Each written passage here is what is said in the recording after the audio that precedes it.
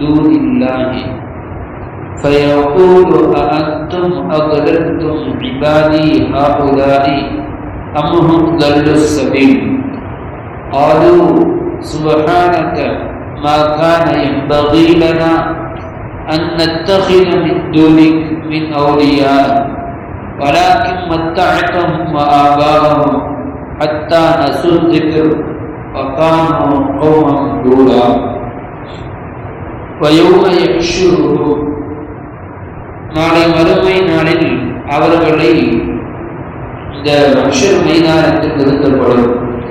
வமா யஅபுதூன மின் தூனில்லாஹ், இன்னும் அவர்கள் எந்த சிலைகளை கடவுள்களாக இறைவனாக வணங்கினார்களோ அவர்களையும் அந்த மஹ்ஷர் பெருவெளியில் நிறுத்தப்படும். ஃபயகூலு, அந்த சிலைகளிடத்தில் அவர்கள் கடவுள்களாக வணங்கிய அந்த வஸ்துக்களிடத்திலே கேட்கப்படும், அஅன்தும் அத்லல்தும் இபாதி, என்னுடைய அடியாரை நீ வெளிப்படுத்தாயா என்பதாக கேட்கப்படும். அம்ஹும் தல்லு சபீல், அல்லது அவர்களாக வெளிக்கெட்டு விட்டார்களா? காலு, அந்த இறைவன்களாக வணங்கப்பட்டவைகள் சொல்லும், சுப்ஹானக, பரிசுத்தமான இறைவனே, மா கான யம்பகி லனா அன் நத்தகித மின் தூனிக், உன்னையன்றி வேறு கடவுள்களை எடுத்துக் கொள்வதற்கு எங்களுக்கு எப்படி தகுதியாகும்? மின் அவுலியா, உன்னை பொறுப்பாளியாக இருக்கும் விதத்திலிருந்து. வலாக்கின், என்றாலும் மத்தஅத்தஹும், அவர்களுக்கு நீ பொருளாதாரத்தை வசதி வாய்ப்புகளை வழங்கினாய். வஆபாஅஹும், இன்னும் அவருடைய முன்னோர்களுக்கும். ஹத்தா நஸு திக்ர், உன்னுடைய திக்கரை அவர்கள் மறக்கும் வரை அந்த பொருளாதாரத்தை பயன்படுத்தினார்கள். வகானு கௌமன் பூரா, அவர்கள் அநீதம் செய்த கூட்டத்தாராக ஆகிவிட்டார்கள். ஸதகல்லாஹுல் அஸீம். சூரத்துல் ஃபுர்கான் அத்தியாயத்தின் 17-18 வசனத்திற்கான விரிவுரை.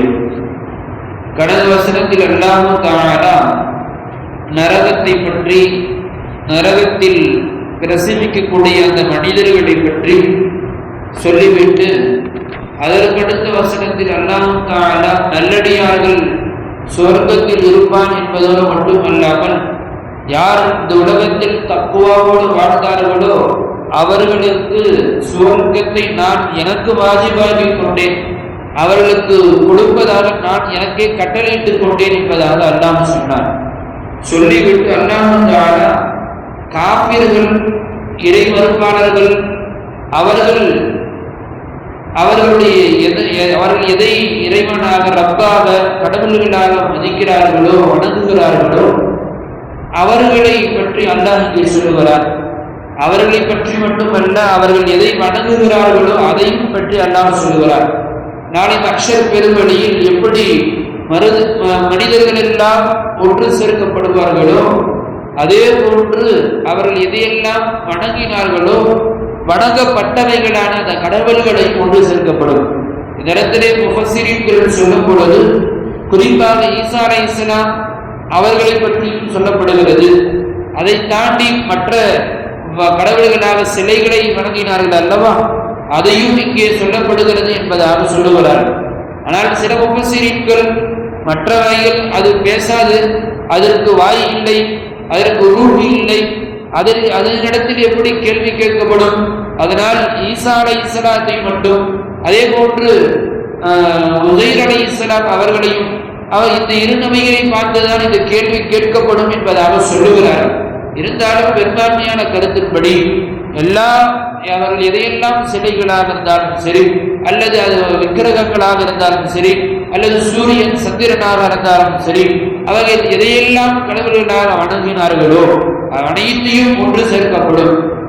நாளை மஹ்ஷர் பெருவெளியில் அல்லாஹ் தஆலா அனைத்தையும் ஒன்று சேர்த்துவிட்டு கேட்பார், அன்தும் அத்லல்தும் இபாதி ஹாஉலா, இதோ என்னுடைய அடியார்கள் இங்கே நிற்கிறார்கள் அல்லவா, இவர்களை எல்லாம் வெளிக்கெடுத்தது நீங்கள் தானே என்பதாக அவர்களிடத்திலே கேட்கப்படும். அவர் நீங்களாக வெளிக்கெடுத்தீர்களா, என்னை வணங்கு என்று சொன்னீர்களா, ஈசா அலைஹிஸ்ஸலாத்தை பார்த்து கேட்கப்படும், ஈசா நபியே, ஈசா உங்களையும் உங்களுடைய தாயாரையும் கடவுள்களாக ஆக்க சொல்லி எங்களை வணங்க சொல்லி நீங்கள் சொன்னீர்களா என்பதாக கேட்கப்படும் நாளை மஹ்ஷர் மைதானத்தில்.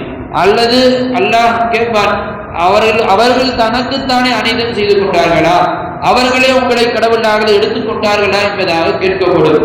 உடனடியாக அந்த சிலைகள் பதில் சொல்லும். அதே போன்று ஈசா அலைஹிஸ்ஸலாமும் உஸைர் அலைஹிஸ்ஸலாம் போன்ற நபிமார்கள் எல்லாம் பதில் சொல்லுவார்கள். காலு சுப்ஹானக, பரிசுத்தமான ரப்பே, உங்களை உன்னிடத்தில் நாங்கள் சொல்லுகிறோம், மாகான யம்பகீ லனா அன் நத்தகித மின் தூனி மின் அவுலியா, பொறுப்பாளிகளாக இருந்து எங்களிடத்திலே பொறுப்பை ஒப்படைத்தாய் நீ.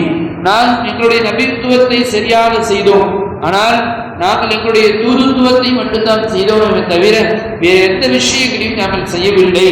எங்களை எடுத்து கடவுள்களாக பொறுப்புதாரர்களாக எடுத்துக் கொள்வதற்கு எந்த ஒரு சக்தியும் எங்களிடத்திலே இல்லை என்பதாக நபிமார்கள் முதற்கொண்டு அவர்கள் எதையெல்லாம் வணங்கினார்களோ அதையெல்லாம் வாதிடும் அந்த இடத்தில்.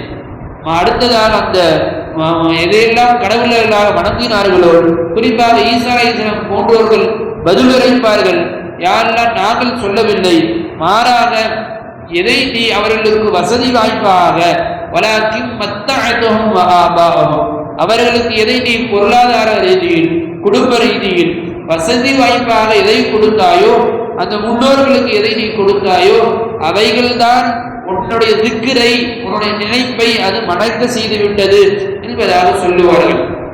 ஒரு விஷயத்தை இந்த வசனத்திலிருந்து நாம் புரிந்து கொள்ள வேண்டும். அல்லாஹ் தஆலா இந்த வசனத்தில் சொல்லக்கூடிய வட்டுருக்கமான செய்தி என்னவெனில், ஒரு இடத்தில் பொருளாதாரம் மேம்படும் பொழுது, வசதி வாய்ப்பு கூடிக்கொண்டே செல்லும் பொழுது தனக்கு தோதுவாக மார்க்க விஷயங்களை திருப்புவதற்கு முனைவான். அந்த காரணம்தான் அந்த முன்னால் வாழ்ந்த சமூகத்தாரை அவர்கள் இறைவனையே திருப்பக்கூடிய அளவிற்கு மாற்றிவிட்டது.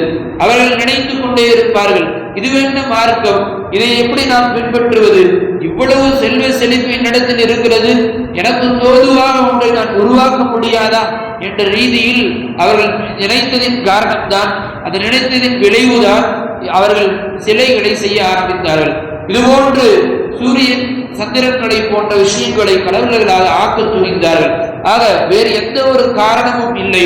அவர்கள் ஆக்கியதற்கு முக்கிய காரணம் அவரிடத்தில் உள்ள பொருளாதாரம்.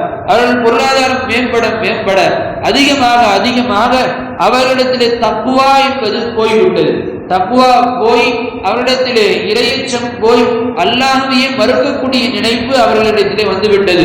அல்லாஹ்விடத்தில் அல்லாஹ்தான் இந்த பொருளாதாரத்தை கொடுத்தான் என்ற ரீதியில் இல்லாமல் அவர்கள் எனக்கு தானே நான் சுயமாக சம்பாதித்து எனக்கு வந்தது, அதனால் நான் எந்த வேண்டுமானாலும் செய்யலாம், என்னுடைய பொருளாதாரத்தை நான் எப்படி வேண்டுமானாலும் செய்யலாம், நான் சூதாடலாம், நாம் விபச்சாரம் செய்யலாம், நான் எது வேண்டுமானாலும் செய்யலாம், அனைத்திற்கும் நான் சக்தி பெற்றவன், என யாரும் கேட்கக்கூடாது என்ற ரீதியில் அவர்களுடைய சிந்தனைகள் மாறியதின் காரணத்தினால்தான் அவர்கள் தங்களுக்குத்தானே சில கடவுள்களை ஆக்கிக் கொண்டார்கள் என்பதாக அந்த நபிமார்கள் நாளை மஹ்ஷர் பெருவழியில் சொல்லுவார்கள் என்பதாக இந்த வசனத்தில் பார்க்கிறோம்.